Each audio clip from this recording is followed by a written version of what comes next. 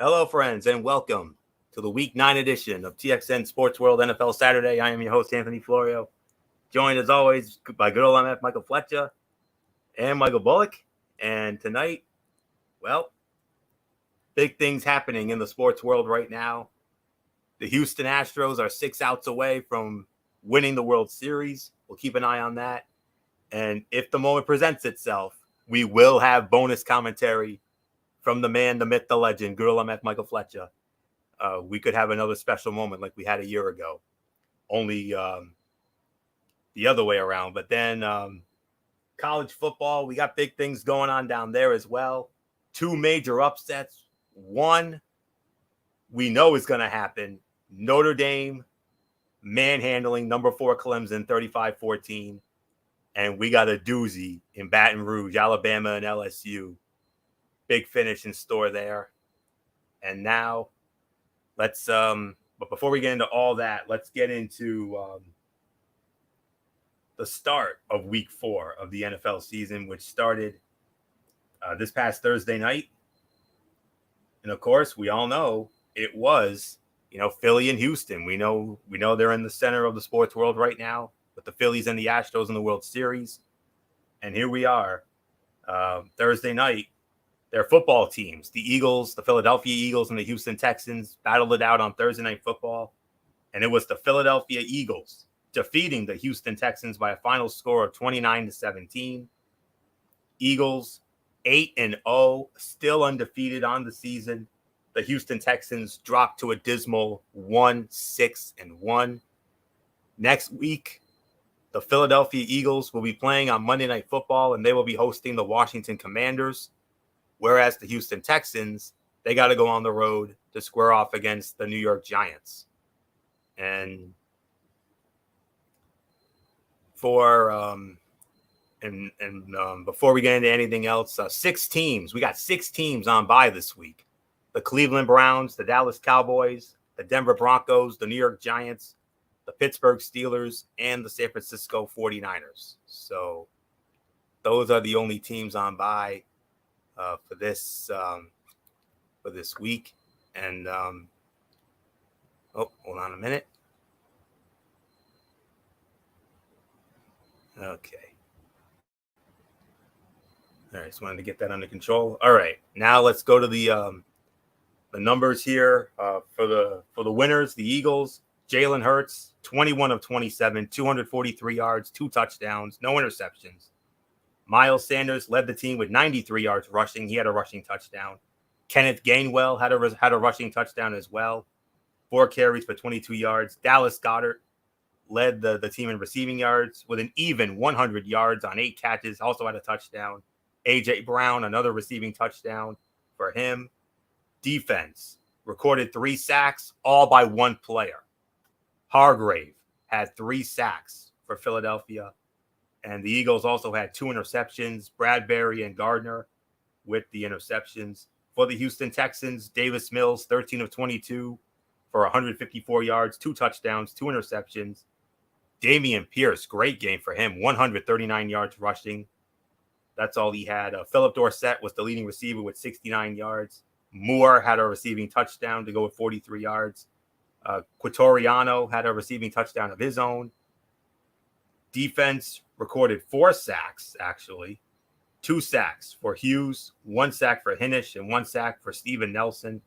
No interceptions, and that's all she wrote. So with all that being said, MF, fly Eagles fly. They remain undefeated, 8-0. They get the Washington Commanders on Monday Night Football on November 14th. The Houston Texans doesn't get any easier for them. Now they got to play the New York Giants but Thursday night. Yeah, no, this was a very good performance by the Philadelphia Eagles. It looked a little dicey earlier, though. Philly didn't have what they would normally do more than anything else. Offensively, they were going match for match. They were going blow for blow. But then all of a sudden, it kind of didn't really pan out the way that they were hoping for. But they were able to nail it down and get the job done. So yeah, it was a good performance by them. Big win for the Eagles. They remain undefeated. But hats off to the Texans for at least making it a game because it was pretty dicey there at halftime. It was a dogfight for a little bit, but the Eagles was like, you know what, enough of this. It's time to put the hammer, and that's exactly what they did. Offensively, Jalen Hurts played tremendous.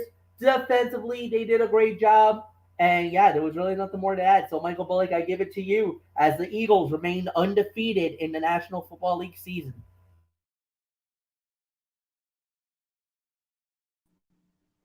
Yeah, like you said, I mean, it was a little dicey at the. I mean, many people thought going into this game that this was going to be an easy victory for the Philadelphia Eagles, but give credit to the Texans. I mean, they hung in there with them, but eventually the Eagles made some plays and basically pulled out of here with the victory. And yeah, 8-0. I mean, off to their best start in franchise history. I mean, right now they're looking like one of the, if not maybe, well, I should say one of the favorites to win the Super Bowl, or at least represent the Super Bowl in the NFC. But obviously, we still got a long way to go in the season. So yeah, so they get the Commanders next. So we'll see what happens with that. So yeah, that's just my 2 cents on it. So Floria, let's get on with the rest of week number 9. And that we will, Bullock. And we'll start it off with the first of 2, 3, 3, 4, 5, 6. The first of, I believe, 8 early games on the docket for tomorrow. And we start off with a cross-flex game. This is a game that you would normally see on CBS, but it has been cross-flexed over to Fox. Would have been an interesting one if it had been on our end, as it will feature the Los Angeles Chargers squaring off against the Atlanta Falcons from Mercedes-Benz Stadium in Atlanta, Georgia.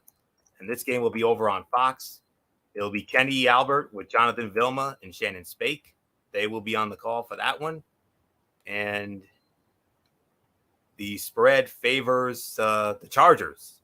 LA opening up as a 3-point favorite. And the series history favors the Atlanta Falcons 8-3. But the Chargers have won the last 2 meetings in this series. It was 2020. 2020 was their last meeting. They met in LA. Chargers won 20-17. Chargers also won the last meeting in Atlanta in 2016, a 33-30 overtime shootout.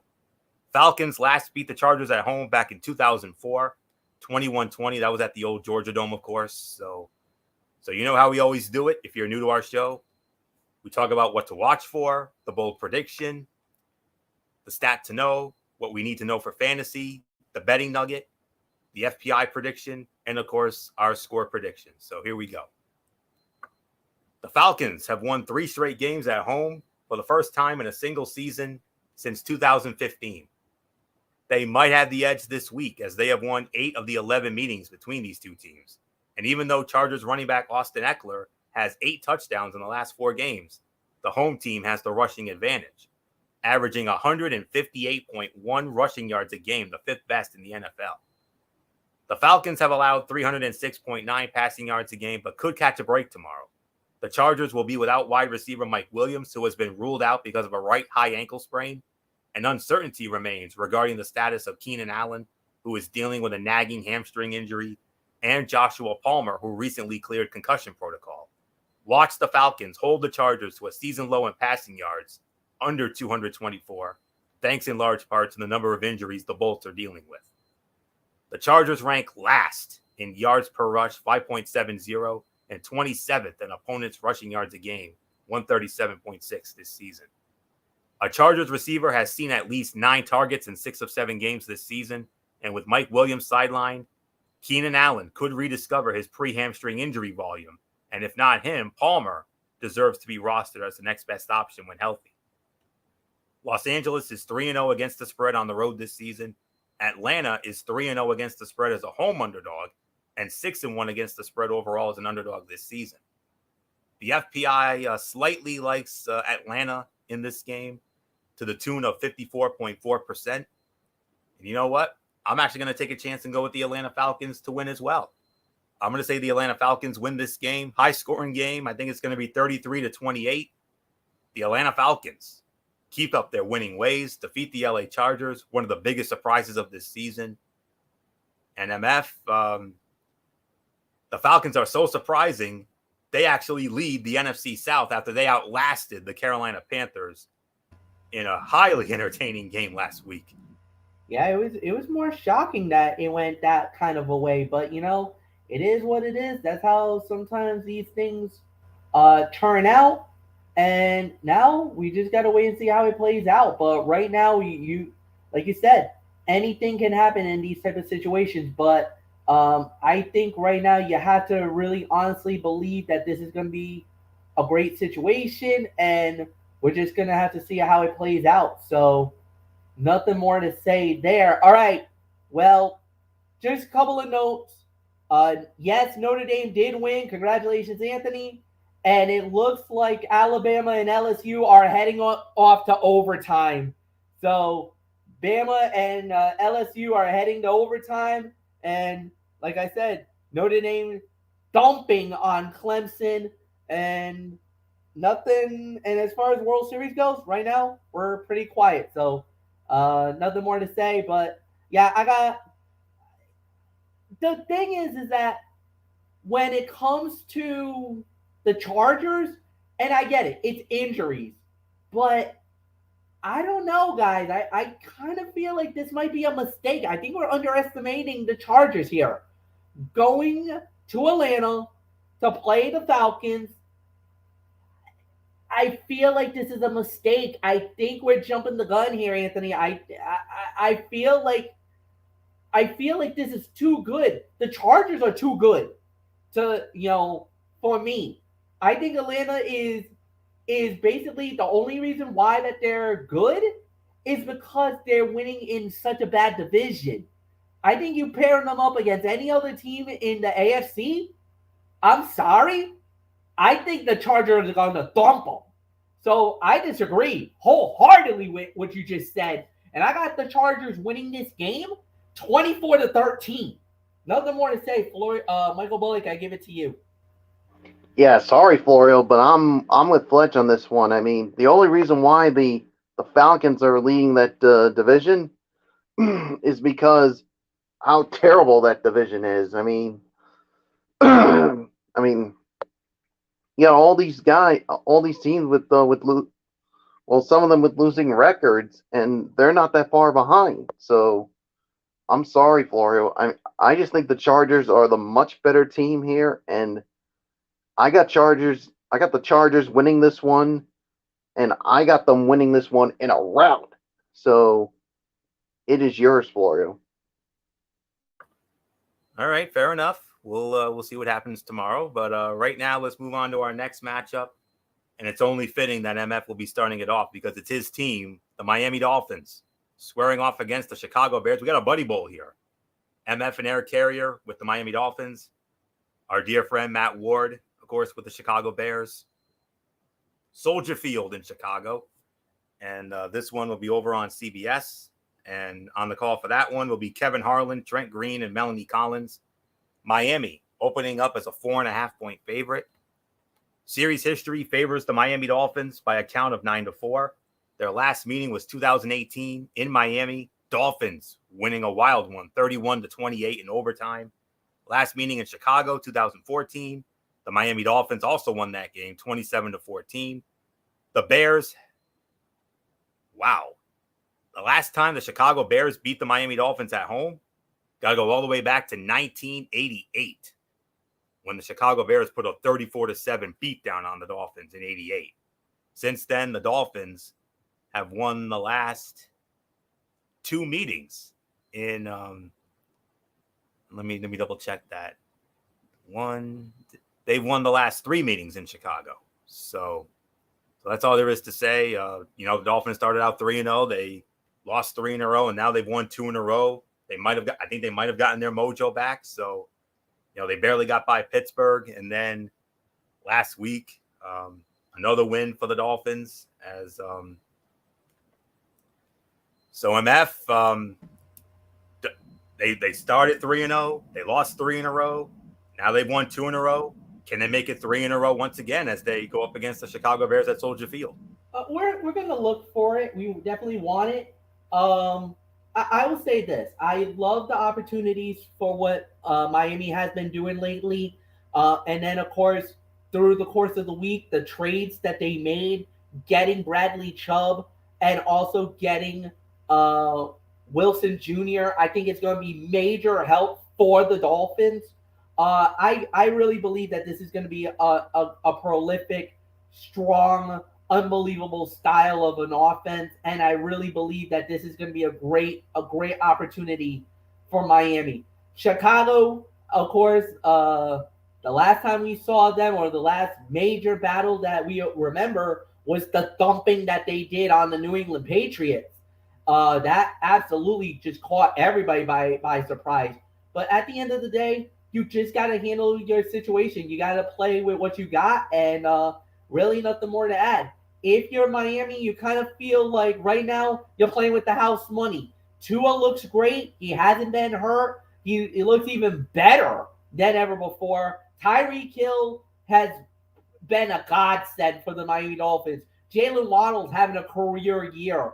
Raheem Mostert is the number one running back for the team. And defensively, defensively they've been banged up with injuries and everything else. First half, they don't really look great. Second half, they basically dropped the hammer. Last 2 games, they give up a lot of points early in the game, but it's really the second half is really where they do their damage. They've shut it out. Both the Pittsburgh Steelers and the Detroit Lions in the second half last week. And I think that should be a good recipe. So if I think Chicago will make it interesting early, but I think Miami will do what they've been doing lately, pull away at the second half and win the game. Dolphins win it over the Bears. Bullock, it's yours.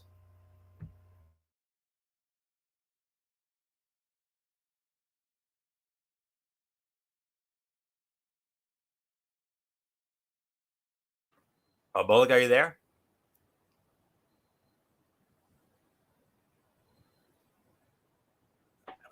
Okay, there he is. Yeah, I had to step away for a minute. But yeah, I mean, I'm with Fletch. I mean, I like what I've seen from the Dolphins. I mean, Tua's been playing well. Obviously, that receiving core with Tyreek Hill and Jalen Waddle has been phenomenal. The defense really needs to step it up a little bit, but I think they'll get it done here. I mean, against this Chicago Bears team. So I too have the Miami Dolphins winning this one. So it's yours, Florio. It was a busy trade deadline for both of these teams. Chicago traded linebacker Roquan Smith and defensive end Robert Quinn and acquired wide receiver Chase Claypool from the Pittsburgh Steelers. Quarterback Justin Fields and the offense put up 33 and 29 points in back-to-back road games before this edition, so that'll be something to watch. Meanwhile, Miami's defense also got a major boost at the deadline with the addition of edge rusher Bradley Chubb. The Pro Bowler has recorded 5.5 sacks this season and ranks third in the NFL with a 25.8% pass rush win rate. Chubb's new teammate, Jalen Phillips, ranks fourth. Miami newcomers Chubb and Jeff Wilson Jr. will make an impact. Chubb will have at least 1 sack, and Wilson will catch a touchdown pass. Coach Mike McDaniel said both will play, but isn't sure how many snaps. Even in a limited capacity, these players have a good chance to contribute. Dolphins wide receiver Tyreek Hill has 4 games this season with 150 receiving yards and 10 catches, which is tied for the most such games in a season in NFL history with, listen to this lineup, fellas, Jerry Rice in 1995, Tim Brown, 1997, Calvin Megatron Johnson, 2012, and most recently, Antonio Brown in 2017. Wow, that's a lineup. Darnell Mooney has seen more than 6 targets in a game just once this season, and while Fields' growth is encouraging, the acquisition of Claypool could lower his target expectation even further.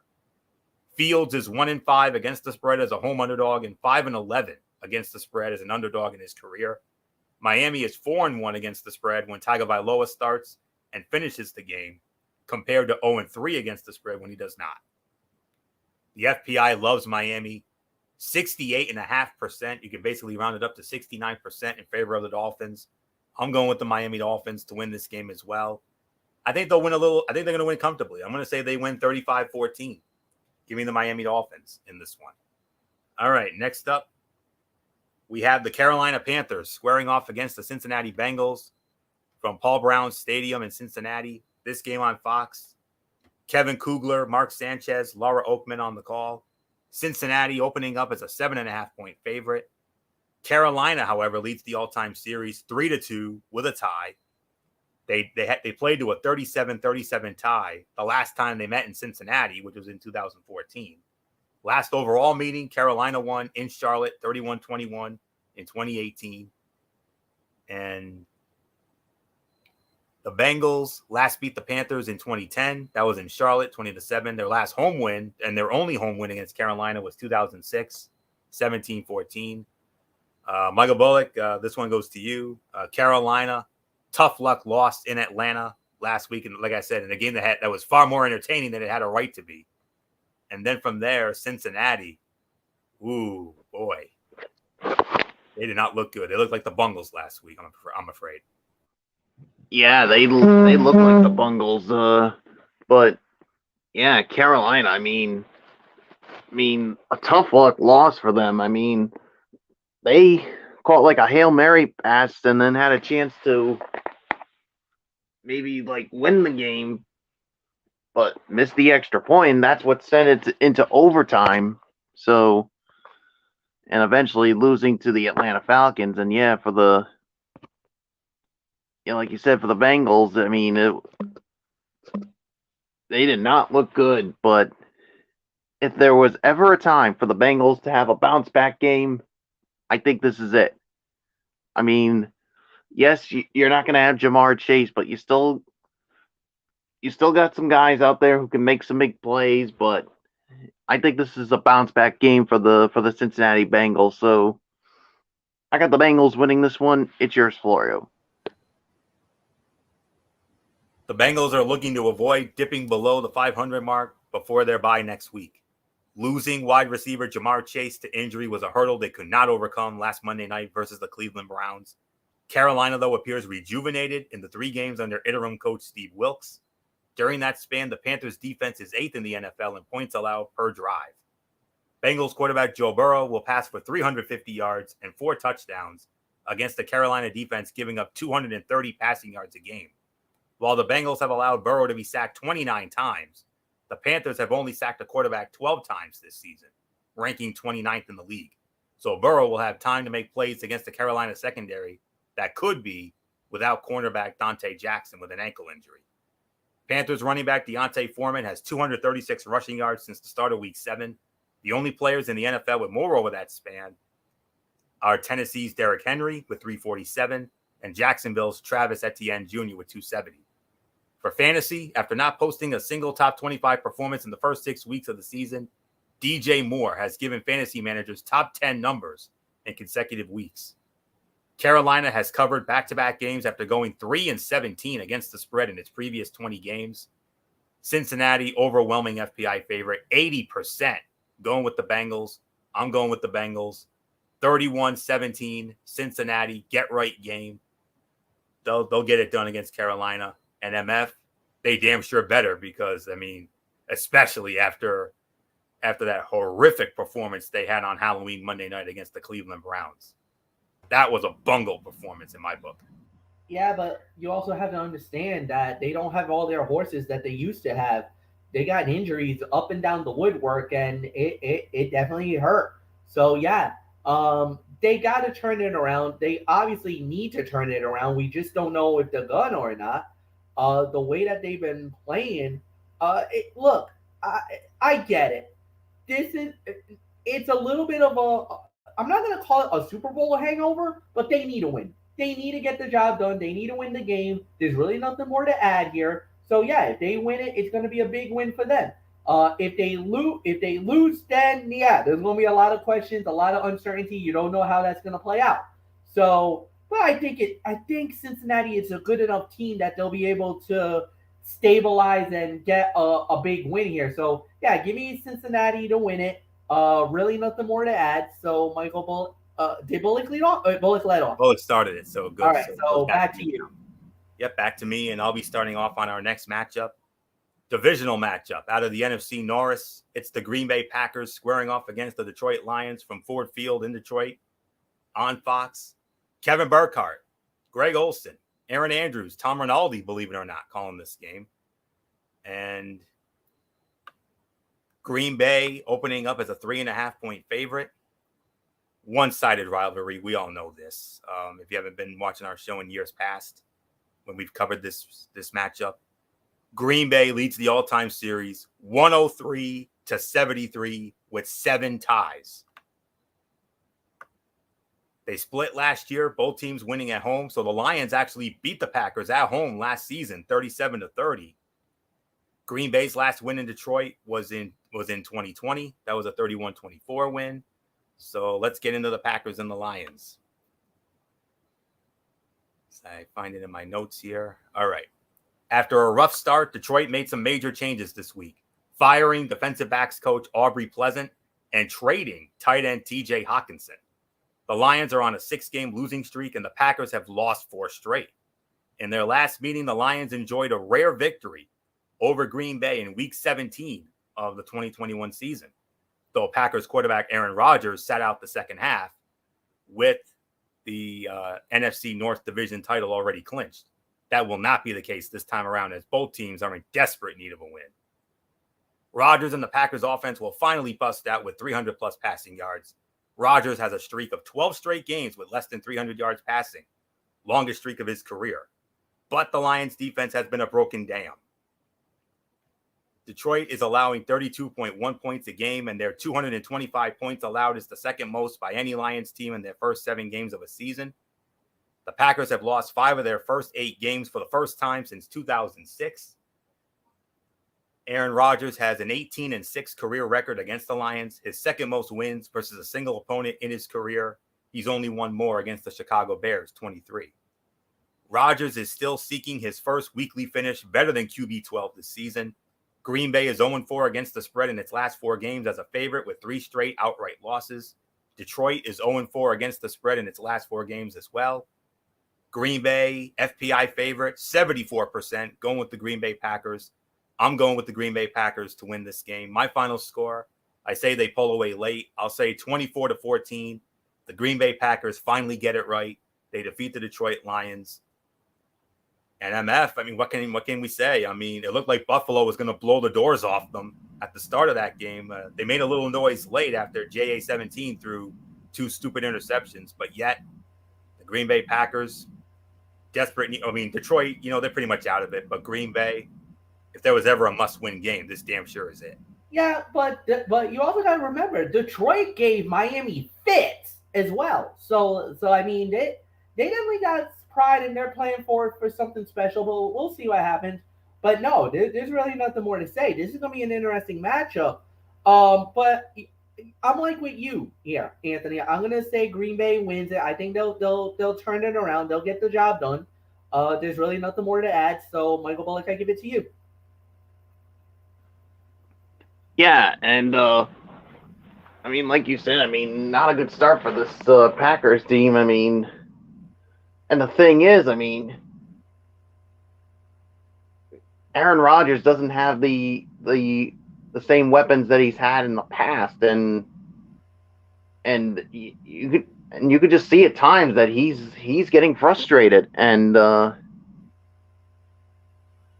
I don't know about you guys, but this is sort of like what we saw in 2019 with Tom Brady in his final year with New England. I mean, but the thing is, they started off undefeated, but they really didn't. I mean, yes, you had Julian Edelman. Oh, what happened? I'm sorry. I'm sorry for interrupted. LSU just beat Alabama. Whoa, Nelly, as the late Jackson.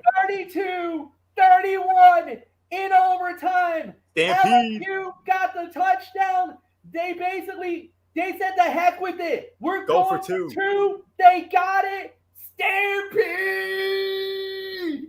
Stampede time! Oh my God. My I goodness. cannot believe what just happened. But wait, I'm telling there's you right more. now, I'm telling you There's right now, more, guys. gentlemen.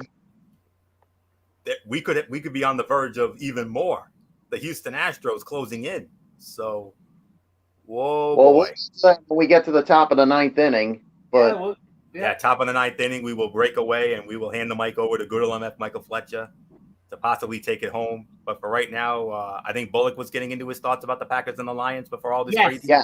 But Yeah, Mike, but- go ahead. I'm sorry. All right, I'm Bullock. so sorry for interrupting. I thought my No, mic don't was. worry about it. We're all excited. We're all excited. hey, Go don't ahead. worry, man. No worries. But anyway, I mean, but the difference is with, of course, Tom Brady and the Patriots started off undefeated. I mean, yeah, you had Julian Edelman, but the thing is, who else was it when it comes to receiver? So it almost has the same feeling of that, but if there was ever a game for the Green Bay Packers to turn it around, this is the game right here. I mean, yes, Detroit will definitely put up an effort here, but yeah, I think this is where Green Bay, I think, will hopefully they'll start to right the ship. So there's really nothing more for me to say. I got Green Bay winning this one, so it's yours, Florio. All right, Bullock, and we move on to our next game, which is on CBS. And by the way, I forgot to mention Miami and Chicago is our number 5 game of the week. This next game, unfortunately, is the Zonk game of the week, hands down by a country mile, as it will be the Las Vegas Raiders squaring off against the Jacksonville Jaguars, TIAA Bank Field in Jacksonville. Andrew Catalan, James Lofton, Aditi Kinkibuela will be on the call for that one. And let's try to quickly get through this game, gentlemen, before we give it over to MF, because we're getting ready to go to the 9th inning in that one. Big moment possibly coming up. Let me see. It is the spread favors Las Vegas. Las Vegas opening up as a 2-point favorite. Jacksonville leads the all-time series 5-4. They last met in 2019 in Oakland. Jacksonville won 20-16.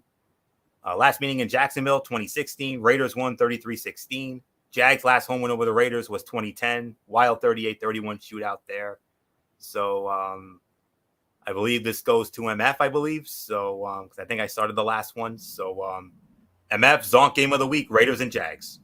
Yeah, it will be, and undoubtedly, look, with the Jaguars, that was a hard loss, man. They went to London, played against Denver, did everything right, and then still came up a little short. And then, of course, with the Raiders and the way they've been playing lately, yeah, that was a big win for them too.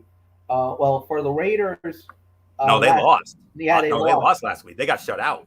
Yeah, they got shut it out. So, I mean, something really has to give here. We just got to see how it goes. The Raiders have been disappointing, man. They had so much expectations and everything else. The Jags, not really. You know, Jags looked good at the beginning. You know, after they got that big win, and remember, they did that stomping on Indy, and we were like, whoa, are the Jags for real? Unfortunately, they've lost 5 in a row, but still, I would actually like their chances if they weren't, you know, against the Raiders. But the thing is, the Raiders have been so inconsistent, so up and down. It's been very disappointing for them. So for me, I really want to say I really would love to see a big win here, but for the Raiders. But honestly, I don't think it's going to happen.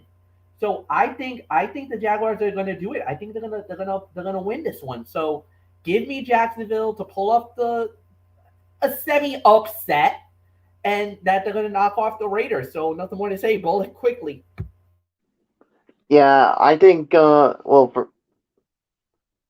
I'm actually going to go with the Raiders on this one. I think they'll bounce back and win this one. So quickly, Florio, it's yours before we get to the Fletcher's commentary. Yep. One thing these two teams do pretty well is run the ball. Josh Jacobs of the Raiders is 4th in the NFL in rushing, 676 yards, and Jacksonville's Travis Etienne Jr., 6th with 571. Jacobs averages 5.6 yards a carry. Etienne averages 6.2, third in the NFL, second among running backs. They could end up canceling each other out, leaving the outcome to ride on whichever quarterback makes the last mistake. Jaguars receivers Zay Jones and defensive end Arden Key will show out against their former team, the Raiders. Jones will tie his career high with 2 touchdown catches against Vegas's 25th ranked pass defense, and Key will register at least a sack. Trevor Lawrence's QBR is 8 in the red zone, second worst in the NFL, leading the NFL with 3 picks in the red zone. Ranks 29th to 35 passers with a 43.9% completion percentage. Etienne's arrow is pointing straight up, and it's tough to project his growth to slow. His positional finish over the last 5 weeks are as follows: 58, 22, 18, 8, and 7. Derek Carr, 4-12-1 against the spread as a road favorite, including 0-7 against the spread in his last 7 instances. Jacksonville 0-5 against the spread in its last 5 games. 50.1% going with Vegas. But it's a tough one, but I'm going with Jacksonville 23-20. Good old MF Michael Fletcher. Here we go, 9th inning. We could be on the verge of redemption. It could be redemption. It could be a moment that they've been waiting for about a couple of years. You know, everybody talks about the controversial, I believe it was 2017 World Series title. If they win it tonight, there will be no asterisk. They will win it outright. Strike one to Reed Hoskins as we start off the top of the 9th. Ryan Presley is in a little bit of an issue. I guess he couldn't hear, or normally they give him like the call for the pitch. You know, now they got this new system about how to throw these pitches, and just missed 1-1. A little high into the zone. It is 3-2 the series lead for the Astros. They are 3 defensive outs away from a World Series title. They lead 4-1 here tonight. And the 1-1. It's swung on and fouled off. Strike 2. 1-2. Hoskins is the batter. Then to be followed, as I'm putting my thing up here, it is Hoskins. He's up. Then to be followed up by Realmuto and Harper. We'll see how it goes there. The pitch. Fly ball in the right. Playable. 1 out in the 9th. Houston 2 outs away from the title. The fans in Houston sensing it. The last time we had a World Series clinching moment at home, you got to go back to the Boston Red Sox and the Boston Strong moment. We all remember that. Houston 2 away. Fans anxious. They saw a World Series celebration 1 year ago on their own field. However, it was the visitors that got to celebrate. Tonight, it could be them 1 year later. Fly ball in the center. This will fall in. Base hit. So, that will bring up Harper. Bryce Harper now batting as JT Realmuto singles to center. And you gotta say, Fletch, I mean, Harper, I mean, is so close. I mean, he was so close to winning that world title that his former team won against this Houston Astros team 3 years ago. That's right. It was the Washington Nationals where he originally started his career, and it was the Nationals that won the World Series, winning Game 6, winning Game 7 right here in this very venue to win it all. And that was just a few years ago. And there's a fly ball. This one's in the left. It is playable. And it's 2 away in the 9th. Houston 1 out away from the World Series crown. And to think of a bigger thing, for Dusty Baker, it would be his first World Series title ever in his long tenure as manager. Remember, he actually won one as a player with the Dodgers in '81. 2017 was the year they won it. They beat the Dodgers, but there's always that the little bit of the controversy, and a lot of people felt like that championship is an asterisk. This one will not. Castellanos, the final man. And it's a fly ball. This is down the left side. Is it going to be? Yes, it is! It is over! For the first time since 2017! For the second time in our franchise history! You may put an asterisk to 2017! You will not put one now! The Houston Astros are the World Series champions! And for Dusty Baker, a dream has come true. And as JR would say, finally! Finally! By God, finally! Dusty Baker has his world championship as a manager.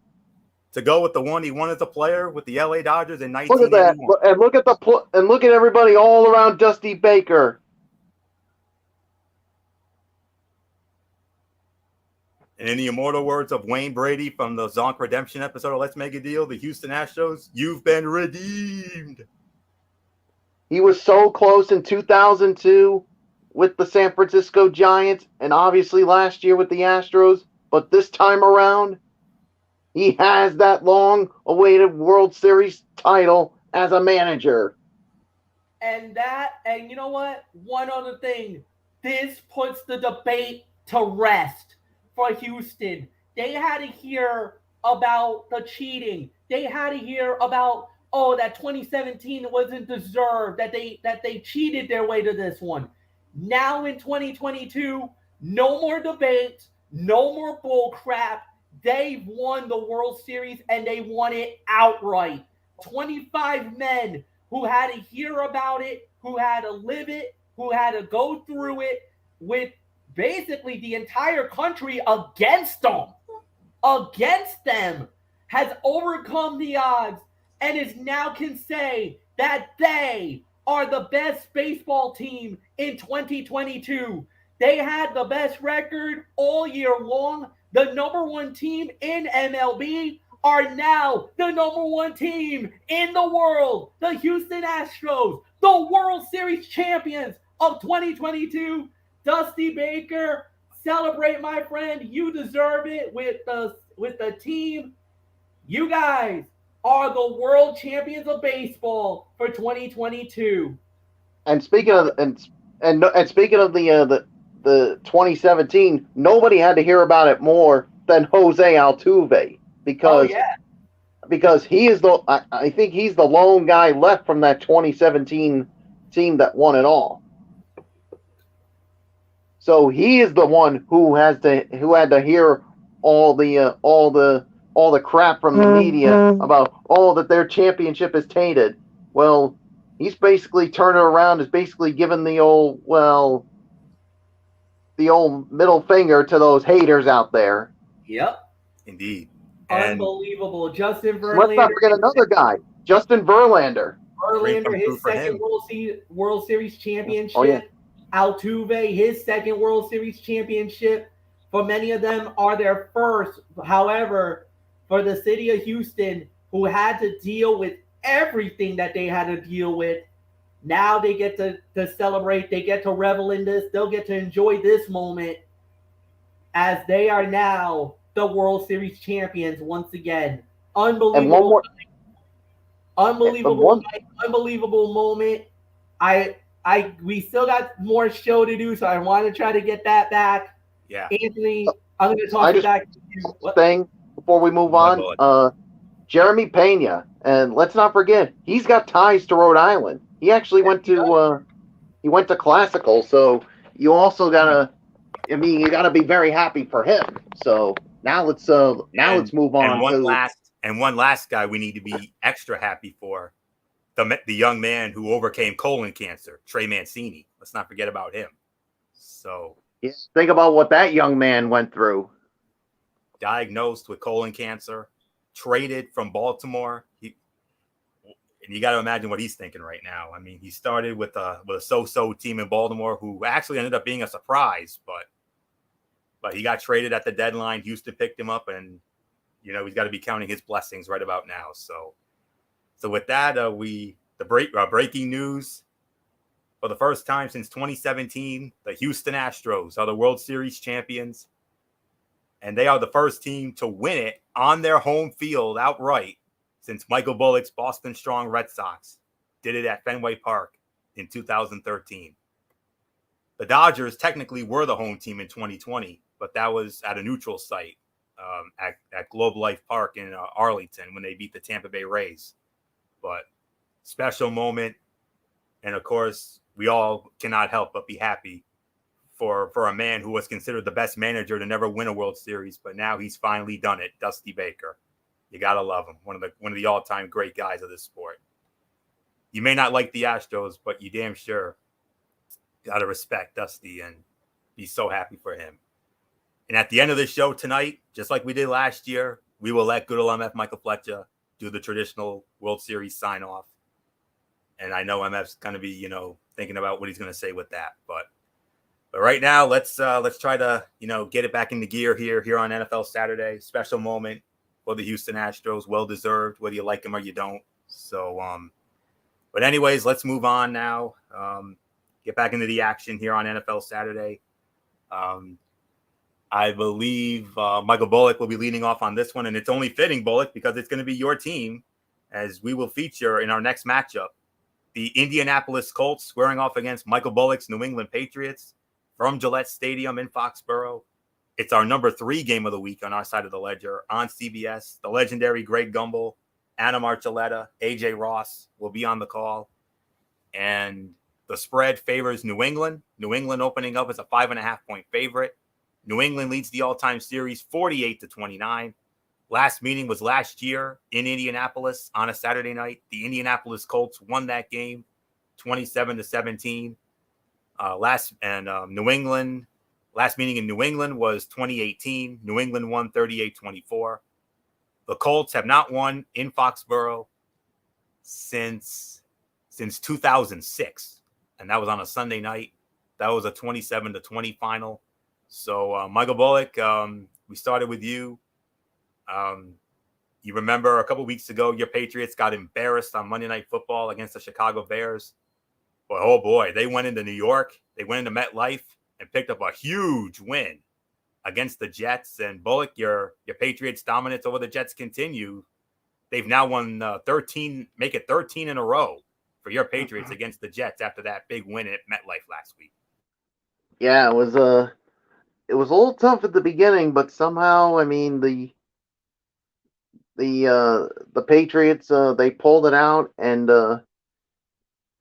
yeah, I mean they beat the Jets, and now they have a chance to get a game above 500. So, I mean, they are going to be without some key guys here. I mean, obviously, David Andrews looks like he's going to miss another game. Marcus Cannon's going to be out. So, but the thing is, for the Colts, I mean, no Jonathan Taylor. So that's going to hurt them offensively. So I expect the Patriots to continue this turnaround, and I expect them to get above 500. So I got the New England Patriots winning this one. So it's yours, Florio.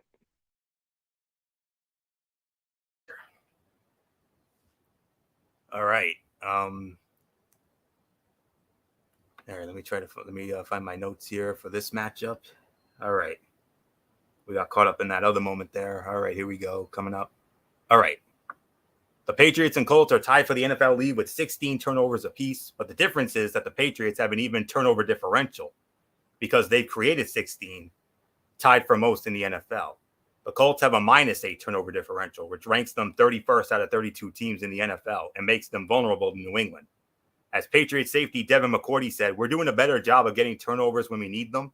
I think that's the key to a good defense, consistently getting them, and when our offense might need a spark, somebody forcing a turnover. Last Sunday against the Commanders, the Colts had their best rushing performance since week 1 and matched the season high in rushing yards per attempt, 4.7. Look for them to continue their progression with a 150-yard rushing effort against the Patriot defense that's been spotty against the run.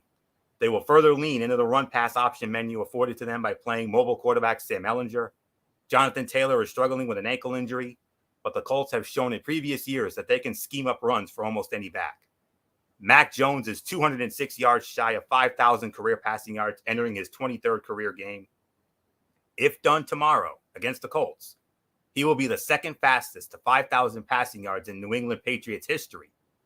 Drew Bledsoe did it in 22 games. Only 5 receivers have scored more fantasy points over the last 4 weeks than Jacoby Myers. Indianapolis games are 7-1 to the under this season, tied with Denver for the highest under percentage in the NFL. New England is 4-1 against the spread in its last 5 games. New England FPI favorite, 78.5%. I say New England will win this game. I'm going to say final score. I'm going to say 24-14. New England defeats Indianapolis, keeps their winning ways going. So, MF, can the Patriots keep up the momentum after that big win against the Jets in MetLife? And of course, Colts Patriots, I know it's not the same as it used to be after all those legendary games we did, but here we are nonetheless.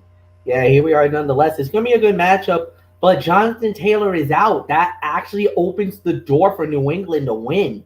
So I actually do agree. I do believe that New England will win this game as well. So, yeah, give me the New England Patriots. So I think they'll continue their winning ways, no doubt about that, and nothing more to add. So, Anthony, it's yours. All right, let's move on to our next matchup. And it's only fitting that I start this off because it's my team next, as it will be our number 2 game of the week. On our side of the ledger, the Buffalo Bills squaring off against the New York Jets from MetLife Stadium in East Rutherford, New Jersey in the Meadowlands. Iron Eagle, Charles Davis, Evan Washburn. They will be on the call for that one. And Buffalo opening up as an 11.5-point favorite. And the series history between these two AFC East rivals, it favors, I believe Buffalo is I believe Buffalo leads the all-time series here. Yes, Buffalo leads the all-time series 66-56. Last year, the Bills won both meetings. The Bills have won 4 straight against the Jets. A 45-17 beatdown in MetLife last year. The Bills have won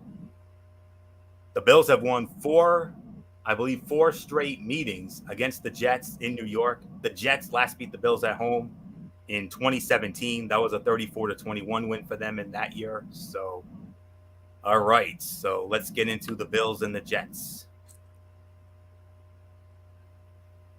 Jets quarterback Zach Wilson will attempt to rebound from a 3-interception nightmare. It will not be easy. It never is against the Buffalo Bills, who have held the Jets to 17 or fewer points in 6 straight meetings. The Bills, seeking their first 7-1 start since 1993, are tied for 4th in takeaways at 14, a problematic matchup for Wilson and company. Josh Allen will throw at least 3 touchdowns with over 325 passing yards. Allen was frustrated after throwing 2 second-half interceptions in the team's 27-17 win over the Green Bay Packers last Sunday night. And while the Jets defense has 9 interceptions on the year and hasn't allowed over 300 passing yards in the game this year, Allen will use those bad decisions to bounce back. Much of the Jets' defensive success has come in zone coverage, lowest QBR allowed, but Allen leads the league in QBR at 81 and passing touchdowns 6 against zone coverage. Jets cornerback Sauce Gardner has not allowed more than 3 receptions or 20 receiving yards as a nearest defender in 5 straight games, per NFL Next Gen stats. And he has allowed the lowest completion percentage, 32.1%, as a nearest defender in the last 5 weeks. The upside of Bills wide receiver Gabe Davis is no secret, but last week was the 3rd time in 5 games in which he did not produce top 50 numbers at the position. New York is the largest home underdog by any team with a winning record since 2007. Buffalo is the 2nd team in the last 40 seasons to be at least a 12-point road favorite over a team with a winning record, joining the 2007 undefeated New England Patriots, which did it twice. FPI loves Buffalo here. 80.5%, about 81% going with Buffalo. You know me. Call me a homer if you will. Of course, I'm going with my team to win this game. I think they'll do so. I think they'll pull away late. I think Buffalo will win this game. My final score, 30-16. The Buffalo Bills keep up their winning ways. And the last time they started off this hot, like I said, 1993, and we all know what happened that year. They went to the Super Bowl. So Could lightning strike twice? Very possible. So, not much more to say here. MF, Bills and Jets, number 2 game of the week on our side of the ledger. Yes, and I totally agree with that. I think it will be Buffalo as well. I just feel like, in one way, I kind of feel like they kind of got exposed. I kind of feel like they were exposed by the I think the Jets were exposed by New England. I think the Jets were exposed by New England, and I truly believe that this is one of those type of situations more than anything else.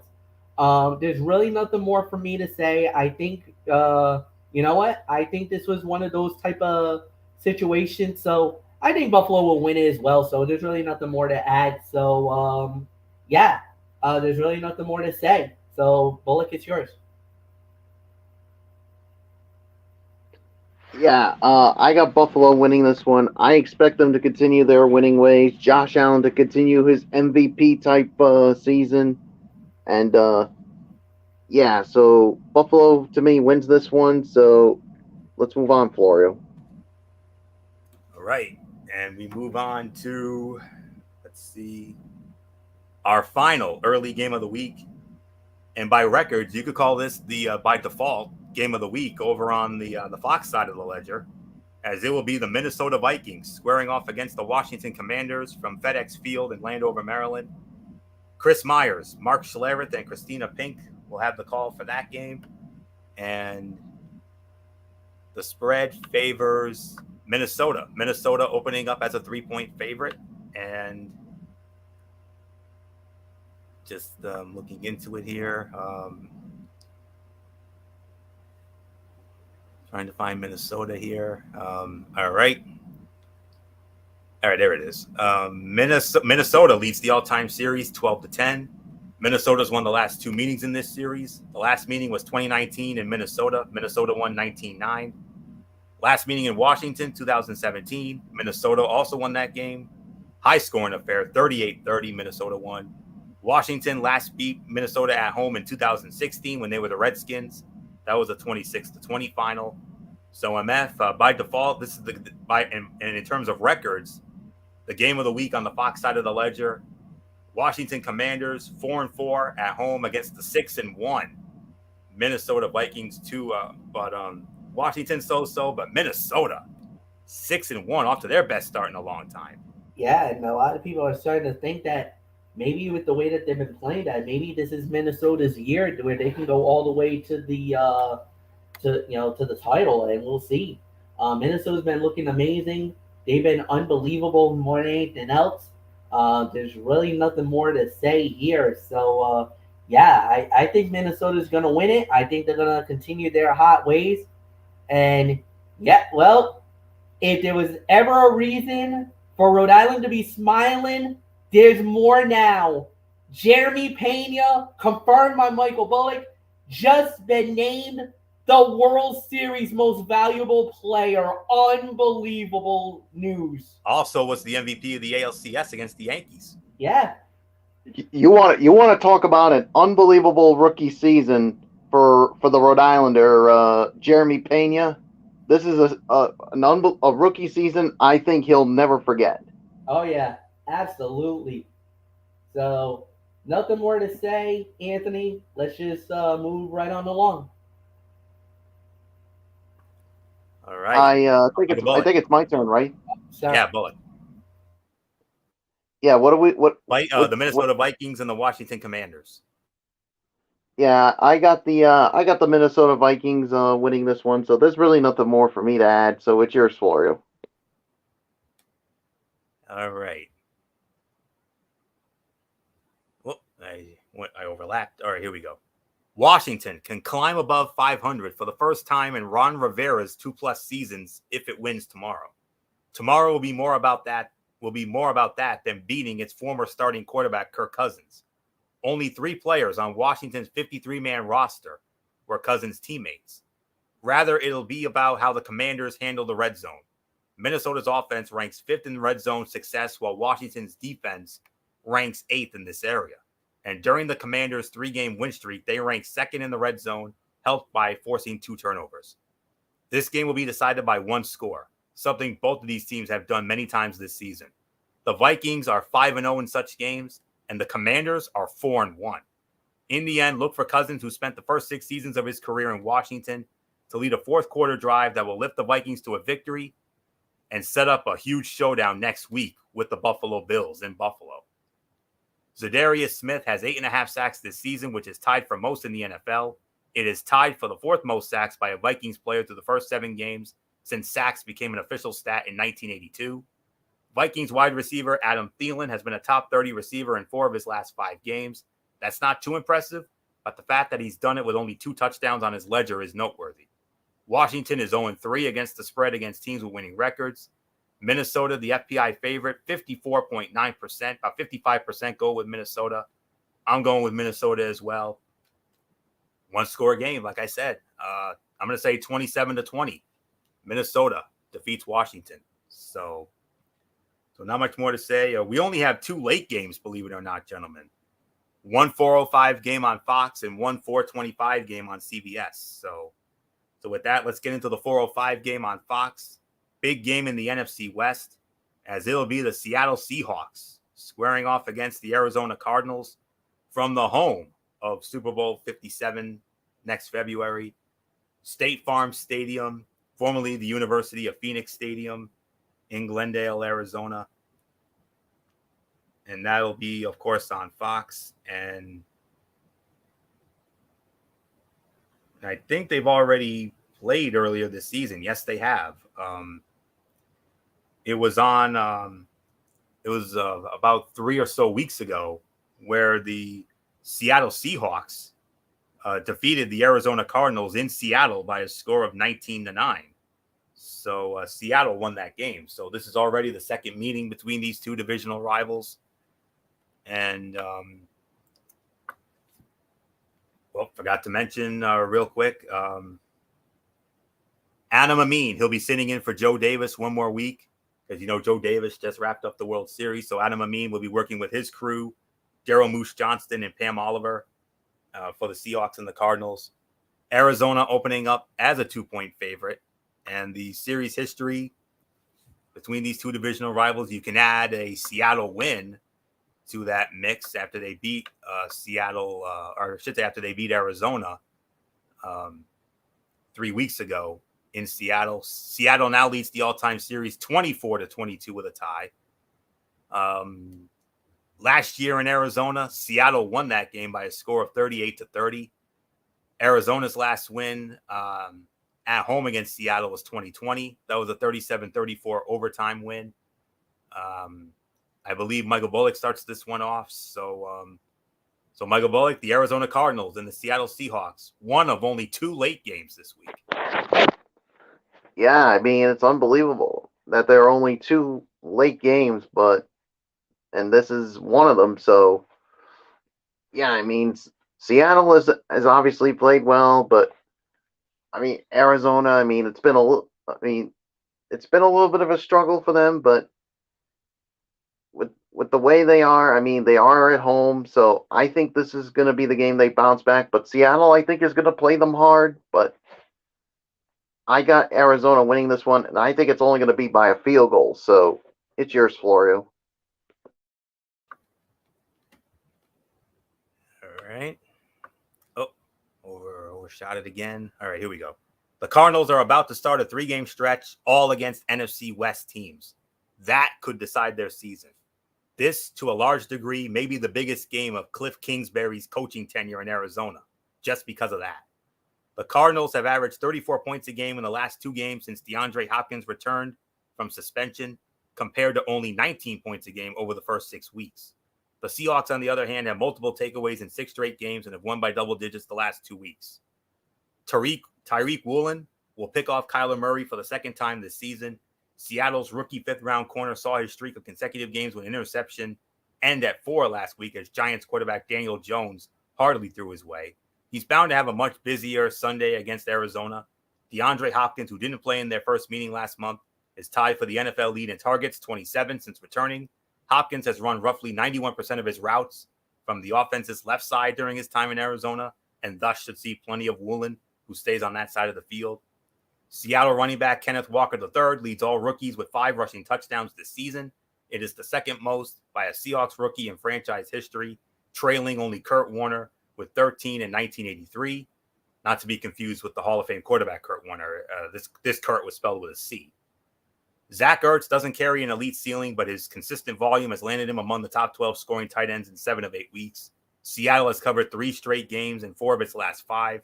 Arizona is 0-5 outright and against the spread in its last 5 games against division opponents, including playoffs, 0-2 this season. The FPI actually likes Arizona in this one, 64.4%. But with all due respect to the FPI, I disagree with them. I'm going with the Seattle Seahawks to win this game. I'm going to say the final score, 31-28. I'm going to say Seattle beats Arizona again. So not much more to say except MF. I think we found our new big surprise of the season, Seattle. Going in, we didn't think much of them. We thought they were going to be a team, especially after Russell Wilson left. But here they are, 5-3, and coming off a huge win against the Giants last week. And here they are in first place in the NFC West. Unbelievable. Yeah, it's been incredible what they've been doing lately, and Seattle's been one of the big, like you said, they've been one of the biggest surprises up to this point.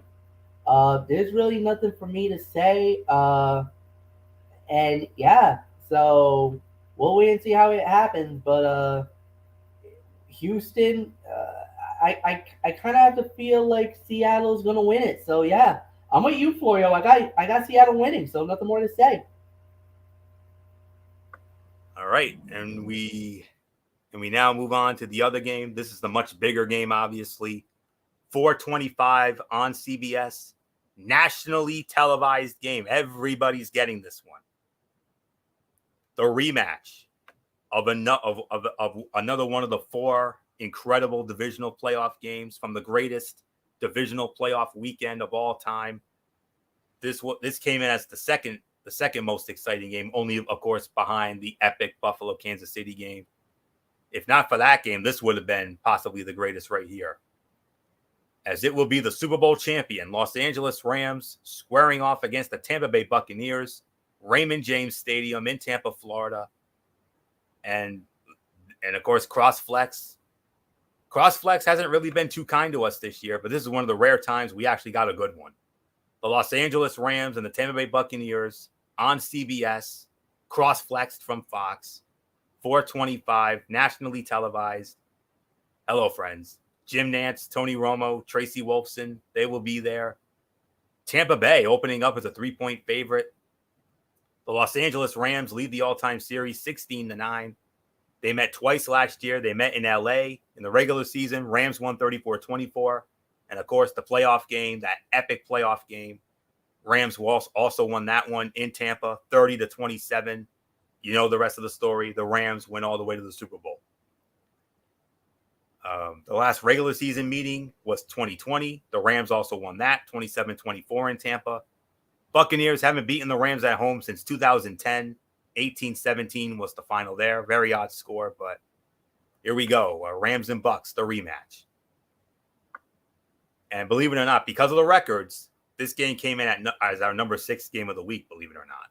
You would have thought it would have been a lot higher. We thought it was going to be the game of the week when we went into our schedule show, but both teams find themselves in precarious situations with just 3 wins apiece through 8 weeks. The key here will be the red zone.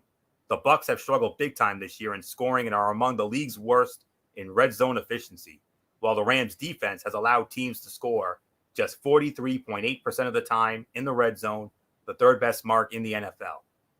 Tom Brady will lose his 4th straight game to the Rams, something he has only done against the same team once in his career, against the Buffalo Bills. Or I should say the Buffalo Bills.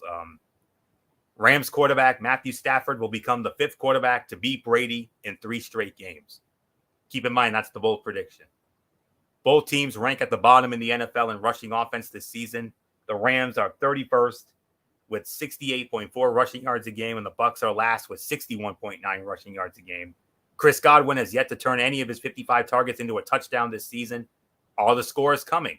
In his first 2 seasons with Brady, Godwin scored once every 17.6 targets. Tampa Bay is 0-6 against the spread in its last 6 games. Los Angeles is 9-1 against the spread in the last 10 meetings. The FPI likes Tampa Bay, 66.8%, about 67% going with Tampa Bay. But once again, with all due respect to the FPI, I disagree. I got to go with the LA Rams. I know both teams are a mess, but I think the Rams will find a way to get it done once again. I'm going to say 26-22, the LA Rams over the Tampa Bay Buccaneers. Should be another great game between these two teams. So not much more to say. MF, the Rams and the Bucs, the rematch from that instant classic of a divisional playoff game last January, which could have been one of the all-time greats, if not for Buffalo and Kansas City. But here we are, Rams and Bucs. Both teams are a mess. Rams 3-4, Bucs 3-5, and it's a must-win for both teams, honestly. Yes, it is a must-win for both teams, no doubt about it. I gotta say, it's gonna be very interesting to see, but it's gonna be very interesting to watch too. I kind of feel like this is kind of gonna be one of those great moments more than anything else. But no, I gotta go with the Rams. You go with the hot hand. You're going with the best team out there. Yeah, I got the Rams. I think the Rams. Look, Tampa Bay's been nothing but a mess. They have. They haven't been playing great. They haven't done anything amazing. So for me, I'm gonna say it. I'm going with the Rams. I think the Rams are gonna win it. So, Michael Bullock, I give it to you.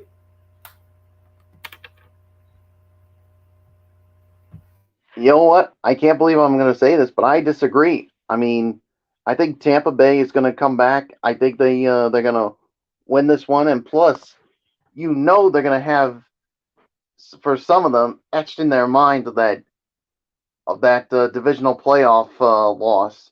I mean, they came back to tie the game, and it looked like it was going to go to overtime, but the Rams somehow got it done. But the thing is, I'm just not sold on the Rams, especially the running game is not that impressive. I mean, you still have Cooper Kupp, but the thing is, who else do you have afterwards?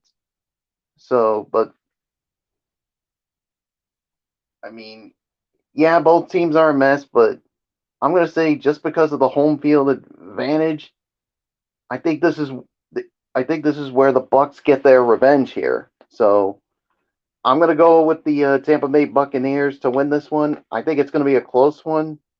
Again, I see them winning it by a field goal, and see it that I'm the only one who picked the Bucs to win this one. Fletch, just for you, my friend, I'm lone wolfing it. Ow!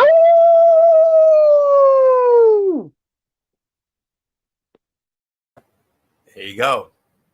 So with that, we move on to what will be our game, the game of the week on our side of the ledger. You can make an argument that this is the game of the week right here. A battle of the two best teams in the AFC last season. Sunday Night Football on NBC, 8:20 p.m. as it will feature the Tennessee Titans squaring off against the Kansas City Chiefs, Arrowhead Stadium in Kansas City. Mike, you know who it's going to be as always. Mike Tirico, Chris Collinsworth, and Melissa Stark. Kansas City opening up as a 12.5 point favorite. Wow, how about that? Kansas City leads the all-time series 27-24. They met in Nashville last year. Tennessee put a 27-3 beatdown on Kansas City last year in Nashville. Their last meeting, of course, January of 2020, they played in the AFC Championship game. Kansas City won that game by a score of 35-24, and then they went on to win the Super Bowl, of course. The last two meetings have been playoff meetings. Tennessee won a wild card game January of 2018. That was a 22-21 final. Tennessee's last regular season win in Kansas City, 2016. It was 1917. But nonetheless, MF, now that the World Series is over, we're back to football. And what a way for us to come back from our baseball playoff hiatus. A battle of the two best teams in the AFC record-wise last season. The Tennessee Titans, the Kansas City Chiefs, and as you are the Phil Simms to my Jim Nance, do that thing I like. Hello, friends.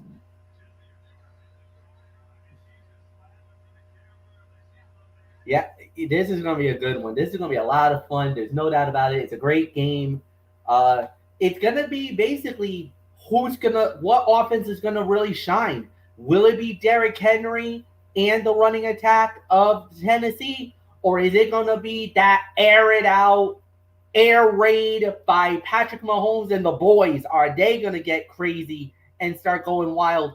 I got to go with Kansas City at home. I think they got a really good thing because I think what it's going to do is that they're going to force Tennessee to because they're going to have to abandon the run because I think Kansas City is going to put too many points up on the board that it's going to turn into a track meet.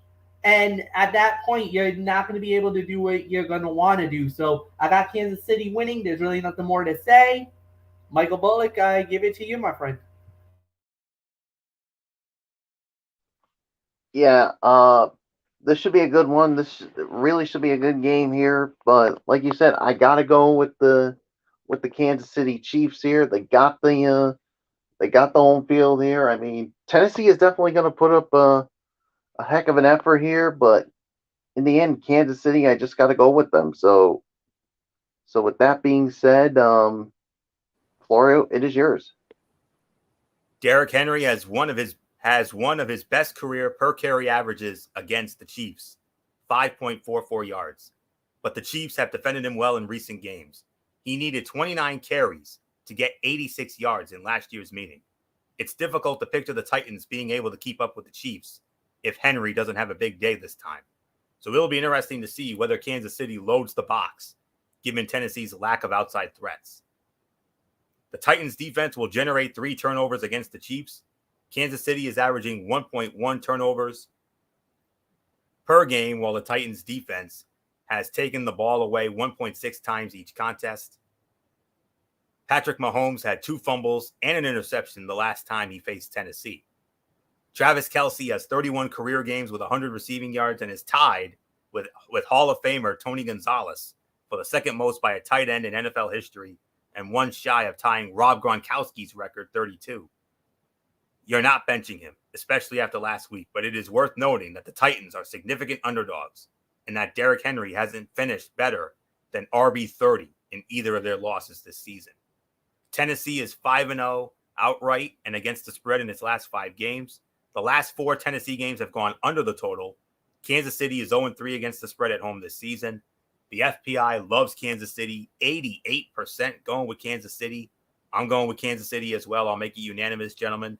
My final score, 30-20. Kansas City defeats Tennessee. So there isn't really much more to say on that. Except we move on to our final game of the night, our final game of the week, as it will be Monday Night Football on ESPN. Our number 4 game of the week on our side of the ledger. Good one here, as it will be the Baltimore Ravens squaring off against the New Orleans Saints from the Caesars Superdome in New Orleans, Louisiana, on ESPN, 8:15 kickoff. Joe Buck, Troy Aikman, Lisa Salters, as always. Baltimore opening up as a 2-point favorite, and the series history favors, let's give me a moment here. It favors the Baltimore Ravens. Baltimore leads the all-time series 5-2. Their last meeting was 2018 in Baltimore. New Orleans won that one 24-23. Last meeting in New Orleans, 2014. Baltimore, it was Baltimore who stole one in the Dome in 14. That was 34-27. The Saints have never beaten the Ravens at home. They're 0-2. Baltimore won in New Orleans in 2014, like I said, 34-27. And then in 2006, Baltimore also beat New Orleans in the Dome 35-22. So with that being said, Michael Bullock, I believe you lead off on our final game of the night, Monday Night Football. The Baltimore Ravens and the New Orleans Saints in the Superdome. Yeah, I mean, this could be another good one here, but I just think the Baltimore Ravens to me are just a much better team here, and I mean, New Orleans will definitely put up a heck of an effort, but I got the Baltimore Ravens winning this one. It's yours, Florio. Saints quarterback Andy Dalton is hovering on the verge of a record he'd rather forget, as a loss to the Ravens would give him a 6-20 primetime record the worst of any quarterback since 2000. The positive, Dalton's last primetime win was a 4-touchdown game against Baltimore on September 13th, 2018. Dalton will have to overcome losing Michael Thomas to a season-ending toe injury. The Saints will probably rely on Alvin Kamara, who has 4 straight games with 100-plus scrimmage yards. The Ravens will have 2 100-yard rushers, with Baltimore's top 2 pass targets, Mark Andrews and Rashad Bateman, banged up. The Ravens will rely on their ground game. Lamar Jackson has run for the 3rd most yards in primetime games, 1,123 since 2018, and Kenyon Drake should get plenty of carries with J.K. Dobbins and Gus Edwards, both injured. This wouldn't be the first time this has happened to the Saints, who allowed 100 yards to the Eagles' Miles Sanders and Jalen Hurts in the same game in 2020. Jackson will play against the Saints for the first time Monday night. Lamar is 25-2 in his first starts against teams in his career. That is the best record since 1950 among quarterbacks to start against at least 20 different teams, according to the Elias Sports Bureau. Chris Olave has finished every game this season as either a top 20 receiver or outside the top 40 at the position. How lucky do you feel? Baltimore is 5-12 against the spread as a favorite since the start of last season, including 0-3 against the spread in its last 3 games. FPI slightly favors Baltimore, 53% going with Baltimore. I think it'll be close for about 3 quarters, but I think Baltimore will pull away in the 4th quarter. I say Baltimore wins this one. My final score, 31-17. And MF put the bow on this Monday night matchup before we give you the last word after my sign-off and all that.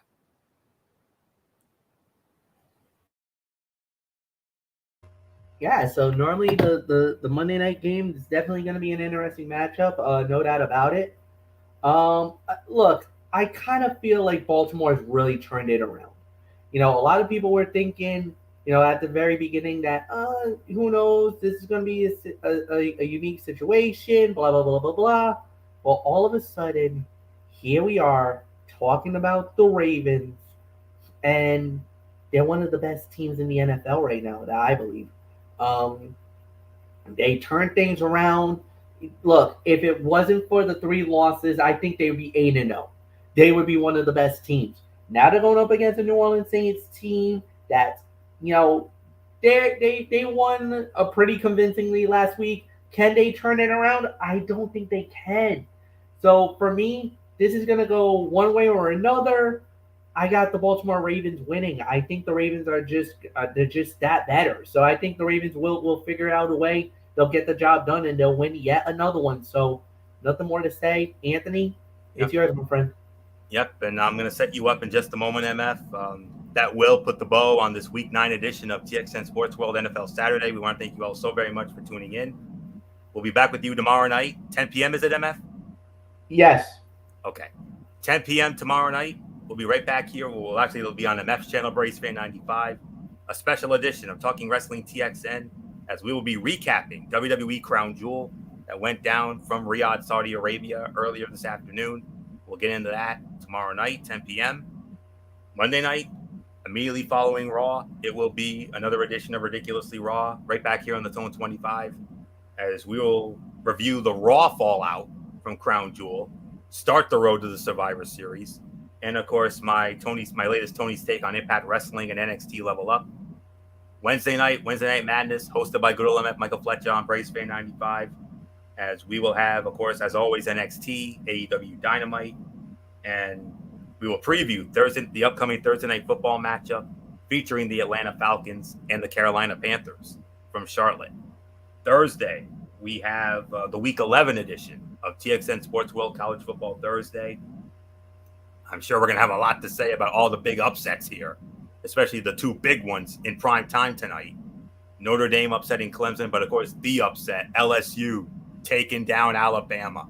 Wow, who saw that coming? And we'll get into all that and the other big matchups of the week, all the top 25 games of Week 11. That'll be on Thursday. Friday night, Cerebral Smack Talk, hosted by good old MF Michael Fletcher. The SmackDown fallout from Crown Jewel, Friday night SmackDown, AEW Rampage. And then 1 week from tonight, the Week 10 edition of TXN Sports World NFL Saturday. We'll recap the Falcons and the Panthers. And The notable games for next week: the Seattle Seahawks and the Tampa Bay Buccaneers from Munich, Germany. How about that? Seattle and Tampa Bay in Munich, Germany. Game of the week record-wise, the Minnesota Vikings and the Buffalo Bills. Could that be a possible Super Bowl preview? It's very possible. You never know. Other notable games, not really an exciting slate. We got the New Orleans Saints and we got the Cleveland Browns against the Miami Dolphins. New Orleans Saints against the Pittsburgh Steelers. Denver Broncos and the Tennessee Titans. A renewal of one of the greatest rivalries in NFL history. The Dallas Cowboys and the Green Bay Packers at Lambeau. The Arizona Cardinals and the LA Rams. An intriguing Sunday Night Football matchup. The Los Angeles Chargers and the San Francisco 49ers. And wow. And then from there, Monday Night Football, the Washington Commanders and the Philadelphia Eagles. Those are the notable games for next week, for week number 10. So that's it. So until tomorrow night for our special edition of Talking Wrestling TXN, our Crown Jewel recap, Anthony Florio here for Good Old MF Michael Fletcher, for Michael Bullock, and of course, in spirit, always and forever, the First Lady, Dee Dee Woodson. You know the routine, everybody. Thumbs up. Talk to you later. Yeah, throw it up Fortune 4 style. Bye for now, my friends. God bless. Be good to each other. Have a blessed Sunday. And until tomorrow night for our Crown Jewel recap, you've been watching the Week 9 edition of TXN Sports World NFL Saturday, right here on the Tone 25 on YouTube and StreamYard.com. For everybody who's been a part of this one, for now, Anthony Florio, so long. Bye, everybody. Bye. World Series is over. You know what that means. We bring in the closer. The voice of TXN, Good Old MF, a.k.a. Screaming Michael Fletcher. It's all yours, baby. All right, man. Thank you so much. And tonight was an incredible evening as we witnessed yet another baseball season come to an end. First off, we tip our caps to the Philadelphia Phillies for what was a remarkable season, making it all the way to the World Series, coming off from the wild card position where they basically had one of their lowest win totals, 87 wins, and making it to the Fall Classic, and for the Houston Astros for winning the World Series and exercising the demons of 5 years ago with their second World Championship crown and doing it their way, dominating baseball all year long, had the best record in the game, and was able to do what they had to do to not only win the World Series for Jose Altuve and Justin Verlander, but to make Dusty Baker the oldest manager in baseball at 72 years young to win the World Series. An incredible, incredible feat, to say the very least. 73. I apologize. Well, now we raise the curtain. We close the curtain on one baseball season, and we look forward to another, as many questions will be asked throughout the offseason. One from Aaron Judge: where is he going to be going? Will he still be in Yankee pinstripes? Or will he find other pastures somewhere else? Los Angeles, San Francisco, the Mets. We'll wait and find out. Of course, what's going to happen to Houston? How's their team going to look after winning a World Series title?